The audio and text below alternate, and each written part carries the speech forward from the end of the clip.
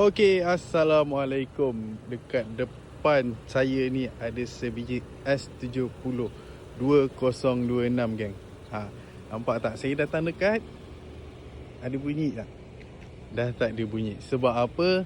Dah menggunakan enjin 4 silinder, jadi kereta lebih senyap. Max power 181 PS dan max torque 290 Nm torque.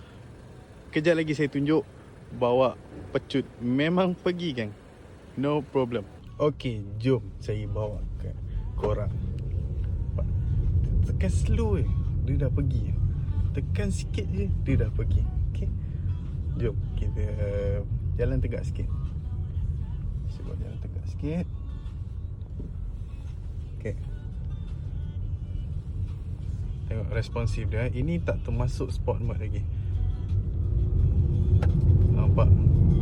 Ibarat dah macam ada G-force sikit. Dia buatkan korang rasa ke belakang.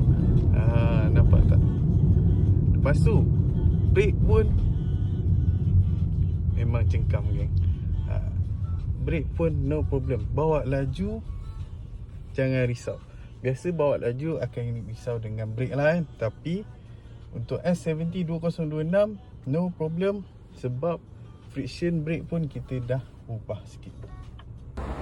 Jadi kalau korang yang berminat nak tahu lebih lanjut lagi pasal apa features S70, nak test drive S70, nak beli S70, boleh datang ke Proton Ion Lekin. Jumpa korang kat sana.